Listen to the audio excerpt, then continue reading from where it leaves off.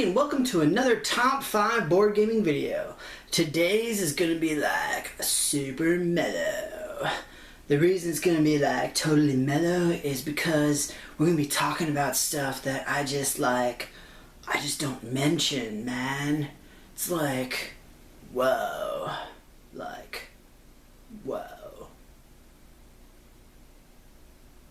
Crazy weird voice aside, today we are going to be talking about aesthetics. Now, I've talked just a couple of times about aesthetics in games because really the thing is that it doesn't matter much to me, but that doesn't mean I can't appreciate it. It doesn't mean that I don't enjoy looking at high-quality miniatures or really well-made game boards or, you know, really good art and stuff like that. It doesn't mean that I don't like it. It just means that as far as gameplay and everything like that, typically it doesn't really make that much of a difference. But today we're going to change all that, at least just a little bit, because I'm going to be talking about my favorite 5 box arts. So that means that whatever is on the front of the box of a particular game, that is what we are talking about. Obviously, this is really the biggest category I've ever done because every single game has a box of some kind. It has a container of some sort in which it is placed. So this is something that is obviously extremely interpretive and something that is very, very subjective. Probably the most subjective thing that I've done. All of my lists are really subjective, but in this particular case, when we're not only talking about board games, but we're talking about art within board games, absolutely ridiculous. As always, though, I would love to hear y'all's feedback. I would love to hear what your personal favorite games are. Like, just to be able to look at and just say, wow, that is gorgeous. I would love to hear what you guys think of those. And with that, we'll go ahead and get started with my number 5. As a very brief primer for this number 5 and everything else, really, I will tell you that I am fairly biased in terms of what I enjoy. I mean, I have been a gamer for a very long time, but I really like fantasy, I really like sci-fi, I really like these kinds of things. So like the very D&D feel, like questing, that kind of stuff, that is something that really, really speaks to me. But that said, I know there is a ton of other stuff out there, but you will see a very distinct leaning towards simply the things that I enjoy. But with that, at number 5, we've got Defenders of the Realm. Defenders of the Realm is actually a really nice little co-op game. I haven't talked about it too much because it doesn't really fit into most of the categories that I do. But as far as box art, it is something that is really cool and essentially illustrates exactly what you're doing. You're a group of people of various shapes, forms, and colors, and etc. And you're going after big bad guys. In this case, we got the dragon. I don't remember his name, but there's, I believe, 4 major bad faux people that you have to go and fight. But the thing is that, like I said, with this particular thing, all you really need to do is look at this and be like, okay, I know what I'm going to do. You don't even have to flip the box around to read the little blurb about it, but you can say, like, we will be a group of adventurers and we will be fighting mythical, well, not mythical, but fantasy-type beasts of various sorts.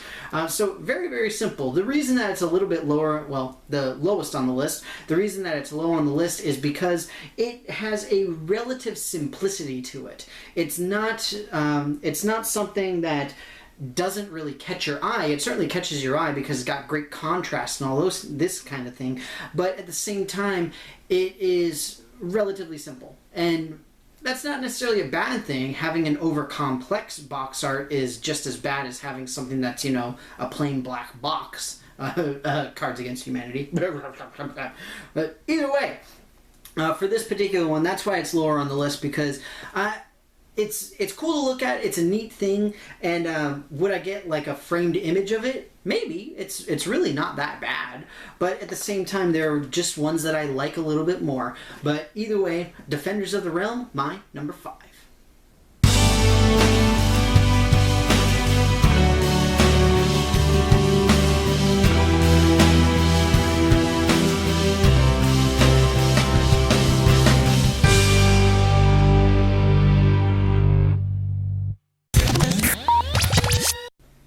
At number 4, I've got a game that I've actually talked about with respect to aesthetics in the past. That's a really fun, again, a fantasy one, and in this case, actually fairy tales as well as the fantasy aspect too. The game itself is 12 Realms. 12 Realms is a really cool little game where you play as fairy tale characters, and you go out and, again, you're fighting the big bad guys that are sometimes fairy tale, but more often not. Again, though, if you look at this cover, then you can sort of get an idea of what's going on. You can see that there's a lot of whimsy with it. There's a lot of like sort of removal from a canonical reality. I mean, for crying out loud, we've got like there we got Puss in Boots with his fancy little hat and, well, boots, and then we got Robin Hood there. I mean, he's like a mouse with the fancy green hat with a feather in it. Like, what kind of ridiculousness is that? It's amazing ridiculousness is what it is. Now, previously I had mentioned 12 Realms in the context of the miniatures specifically, but the art in this game overall is absolutely gorgeous. The boards are amazing, the miniatures are amazing, the box is amazing. That's why it's on this list. But again, like Defenders of the Realm, this is a relatively simplistic thing. While it does look great, it is a gorgeous looking game, at the same time, there's not a whole lot that's actually happening on it. You don't see a lot of action, you don't see a lot of movement, you don't sort of get that feeling of like, I have to get in there. This is the type of box art that really like sort of intrigues me, and I'm just like, oh, that looks weird. Like, what is this? Like, what's going on here? And that's really where I'm coming from with putting this particular this particular game on the list. Is it has that factor of whoa, and just like the uncertainty and the curiosity that really can come with something like this. But either way, 12 Realms, my number 4.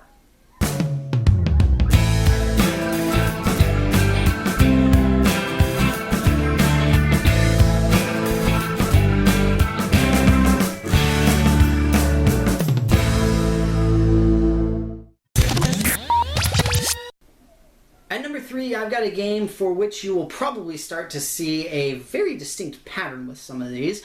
That is another one where you look at the box, you know immediately what you're going to be doing, and this one has a little bit more complexity and a lot more play with colors and things of that nature. But it is Talisman. Now, in this particular case, this is the 4th edition of Talisman, and you can see very similar to Defenders of the Realm. In fact, if you took out the box art for both of them and said, hey, you know, without the titles, look at these 2 pieces of art, and you can say, well, one of them is a quest where you go and you fight evil people on the evil throne, and the other one is where you are being attacked by 4 simultaneous bad guys in a fantasy world, blah, blah, blah, blah, blah, and pick which one goes where. Then you might not be able to because the covers are very similar. But at the same time, looking at the Talisman cover, you can see there is a substantial amount more that's really going on. You see a lot more action with it. You see a lot more real dynamic with the characters. And in my opinion, the dragon for this one is just a lot scarier. Not that that really matters, but I love the aesthetic of this particular dragon a lot more compared with Defenders of the Realm. Now, again, what would this come down to? Like, would I get a framed image of this? In this case, I probably would. I would not mind having, like, a framed version of this picture hanging on my game room wall. I think that would be kind of cool. You know, take out the Talisman and stuff, and then it's like, oh, cool, you've got, like, generic fantasy quest du jour hanging on your wall. That's pretty awesome. And again, this is something where you look at it and immediately you know at least the basics of what's going on. And then you start to read, you start to look at the box, you see all the other cool stuff on it, and it just really sucks you in immediately. It's not so much the 12 Realms where you get really curious about it, but rather if you understand what this means, then it can just grab you and just like sort of not let go ever. It's a great game, tremendously fun game. Fantasy Flight obviously makes amazing games pretty much regardless. Very good quality pieces, all that kind of stuff. But we are talking about boxes. We're talking about the box art.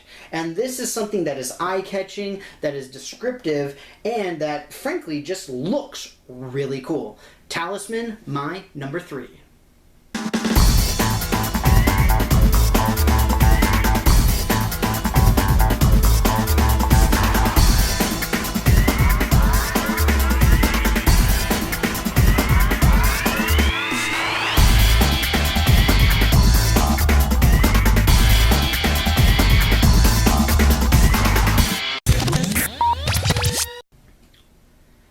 2, I've got a game that really speaks more to me on a really both a professional and a personal level. For those of you who don't know, I work as a scientist, and the thing is that I love science games. I have a whole bunch of them, but there's one in particular whose cover really just jumps out at me as not only hilarious, but perfect for the game itself, and that is Alchemists.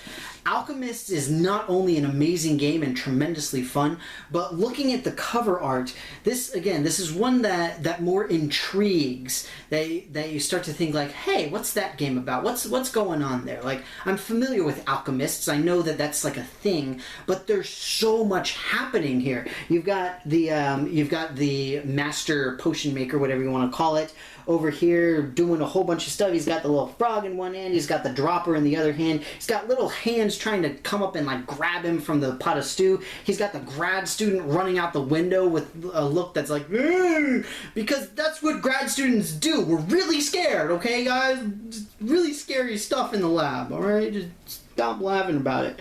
But then you got like the cat over here, and then you got the owl, this funky little dude, I don't even know what to call him, and then you got the skull, all sort of like looking at this master potion maker with a look of abject fear of like what's gonna happen next. And it's incredible. It's like just the stupid little things like that, all these nice little details that really don't mean anything in the context of the game, but are absolutely incredible for this box art. And on top of that, on the side here, you can actually see there are diplomas that are on the wall. I actually don't know what they read. I can't read that tiny writing, and I'm too lazy to go get a magnifying glass. But I'm sure that they actually say something that's absolutely hilarious. I can pretty much guarantee it. But either way, like I said, the game itself is absolutely incredible. Seeing this box art like on a game store shelf or something like that, this is the kind of thing that for me, again, particularly as a scientist, I would be like, oh, that looks cool. I want to see this. I want to know what's going on with it. Very similarly to 12 Realms, the idea is not necessarily to tell you exactly what's happening, but really more just draw you in and have you take a closer look and really do see what's going on. But like I said, the box art itself, absolutely gorgeous. Tons of activity going on, tons of little stuff to look at. It's like an I Spy, like from the mid-90s, for those of you who don't think I'm old.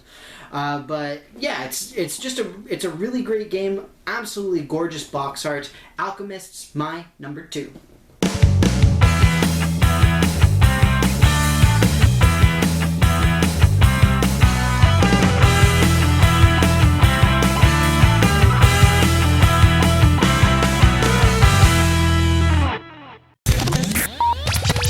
Well, you know what they say about pretty much everything. You either go big or you go home. And that's why at number 1, I've got the big Mac Daddy of everybody, Twilight Imperium. Now, obviously this is one that you could easily write off as, well, it's so big, so of course you're going to say it's got great box art. It's like, well, sure, to an extent. I mean, obviously something that is this large and this absolutely ridiculous is something that's impressive just in its own right of the sheer scope of the thing. But at the same time, the actual art on it, the things that are present, the things that are going on, is also just something that is really incredible. And again, this is both descriptive and intriguing. You know, you think Twilight Imperium, like what do you immediately think? Twilight, you think stars, you think space, you think all this kind of stuff. And then Imperium, I actually don't know if Imperium is an actual word. I'm sure it is, but I think, you know, like Imperial, I think something massive, a massive conglomerate, a massive oppressive regime, typically is how empires and the like are portrayed. And so that's what I immediately think. And looking at this box art, looking at the box itself, the sheer scope of the game really drives that point home. And again, for me personally, this is a sci-fi game, obviously, so I'm a little bit biased to really like it. But at the same time, again, you've got so much going on. You've got pretty much all of the species in the game that are portrayed simultaneously on this single piece of art right here. And again, it's both intriguing and descriptive. You want to see more of like what's going on with this. What's with the what's with the cat guy over here? Is that like a Khajiit? Does he have wares if I have coin? Like I'm confused and intrigued. Tell me more, game. Tell me more. Tell me what's going on. And then of course you flip it over and you're just like, whoa, this is a big game, and it's kind of spooky. So that said, again, this is all about box art specifically, but just to very briefly mention, Twilight Imperium, great box art, amazing game, absolutely enormous, but very disappointing miniatures. I mean, they're just like the tiny little plastic ships, and it's just like doop doop doop doop doop. Doesn't really matter. It doesn't make a difference, but at the same time, it is a little bit disappointing, and I wish that there was something a little bit more that could have been done with them. But I'm not complaining. It's a great game. It's absolutely incredible box art, which again is really the whole point of this video in particular. But not just because it's huge, but because the art itself is gorgeous and really goes to show not only the scope of the game, the sheer size of the game, but also a little bit of what's going on and just makes you want to find out more. So overall, Twilight Imperium, my number one.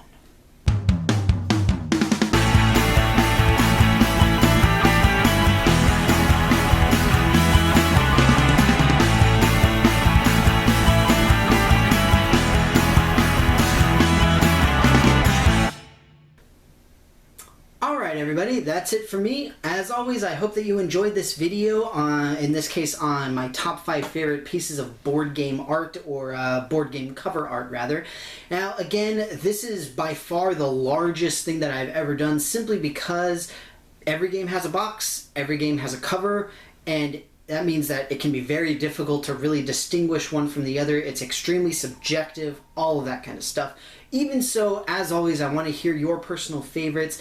I've got a ton of others that I really appreciate but didn't put on this list. For example, Shadowrun Crossfire has some great art. Cosmic Encounter, my favorite game of all time. I really love because you've got the hilarious juxtaposition of the pacifist being sucked dry by the parasite, which is just hilarious in my eyes. I find it amazingly fun. And you know, just so many gorgeous examples of box art that I really just don't have time to go through. One other one that I'll just mention simply because of the nature of the game is Dixit. Now, Dixit as a game itself is obviously very, very grounded in art, styling, and artistry in general, where the whole point is that you're talking about weird, whimsical, fun type of stuff. And the box art for that, again, extremely intriguing, and you're just like, what's going on here? Like, the picture itself is completely irrelevant. It doesn't actually mean anything. But, you know, again, the whole point is just to try to draw people in and figure out how they're thinking, what's going on, all that kind of stuff.